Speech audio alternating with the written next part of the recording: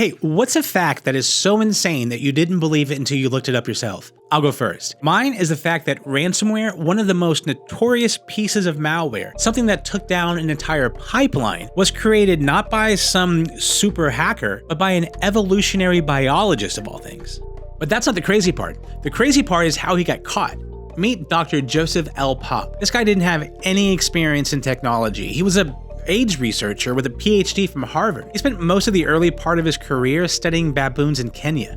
Then one day in 1989, out of the blue, he created the PC Cyborg virus, also known as the AIDS Trojan. He installed that virus on 27,000 floppy disks, and then he mailed those disks to 90 countries around the world. Yeah, that's right, the first ransomware attack wasn't delivered by email, it was delivered by the mailman. Once installed and after a few reboots, the virus would encrypt the user's files and demand a ransom of $189 to be sent to a P.O. box in Panama. His target? Members of the World Health Organization, specifically those tied to or that were researching AIDS in some way. Now, this is where the story gets weird. So he was arrested at his parents' house by the FBI and then extradited to Britain on 10 counts of blackmail and criminal damage. This attack was the first of its kind. I mean, there wasn't even a law for something like this yet. And because it was so new, some of the researchers that received the ransom freaked out and deleted all their files. One organization in Italy lost over 10 years of AIDS research, which is ironic because Dr. Popp later said the reason for the attack was to raise awareness and money for AIDS research. But get this, he was only caught because after being detained at an Amsterdam airport for carving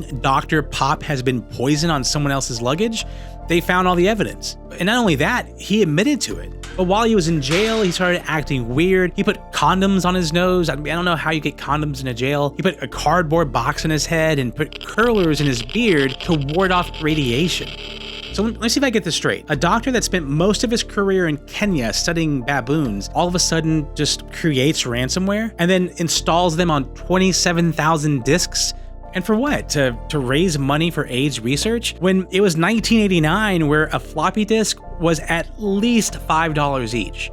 So he had 27,000 floppies at $5 each. That's $135,000. That's like $330,000 in today's money. So explain to me how an AIDS researcher was able to pull together $300,000 in today's money, buy 27,000 floppy disks, install a virus that he created onto them, and then mailed 27,000 disks to 27,000 different addresses by himself?